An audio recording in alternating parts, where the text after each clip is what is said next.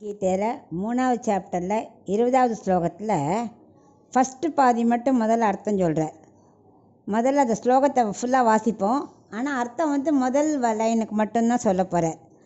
கர்ம நைவஹி சம்சித்தி ஆஸ்திதா ஜனகாதயக லோக சங்கிரகமே வாபி சம்பஷ்யன் கர்த்துமர்ஹசி.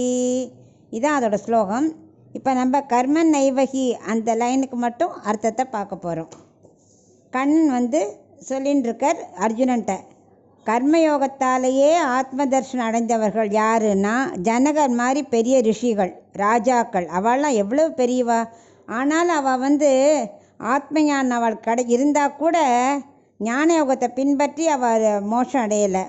அவள் கர்மயோகத்தை பண்ணி தான் மேலே போயிருக்கா.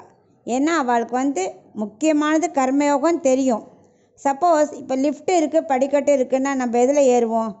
8வது மாடிக்கு அத்தனை படி ஏரியா போவோம். அப்படி ஏறி போனாலும் 8வது மாடி தான் போய் சேர போகிறோம். பக்கத்தில் இருக்கிற லிஃப்ட்டில் ஏறினாலும் அங்கே தான் போய் சேர போகிறோம். எது ஈஸி? லிஃப்ட்டில் ஏறுறது தான். அது மாதிரி கஷ்டமான ஞான யோகத்தை பின்பற்றினாலும் ஆத்ம தர்ஷனம் தான் கிடைக்குங்கிற. கர்மயோகம் ஈஸி, நமக்கு பழக்கப்பட்டது, அதை பண்ணாலும் நேராக நமக்கு ஆத்ம தர்ஷனம் கிடைக்குங்கிற. அப்போ நம்ம ஏன் அது பண்ணாமல் இது கஷ்டப்பட்டு ஞான யோகம்தான் பண்ணி கஷ்டப்படுவேன்னு சொல்லணும் சொல்லு அப்படின்னு அவர் ஜனகரையே உதாரணம் எடுத்து இந்த முதல் பாதியில் சொல்கிறார். இப்போ 2வது பாதியில் லோக சங்கிரகம்னு ஆரம்பிக்கார் இல்லையா? லோக சங்கிரகம்னா என்ன தெரியுமா? மற்றவ எதை ஃபாலோ பண்ணுறாளோ அதன்படி நடக்கணும். அதான் நான் அனுஷ்டிக்கிறதை மற்றவரால் ஃபாலோ பண்ண முடியுமான்னு பார்த்து அதைத்தான் நான் செய்யணும். ஏன்னா அர்ஜுனங்கிறது ராஜா. ஸோ அவன் செய்யறதை பார்த்து தான் மக்கள் பண்ணுவாள்.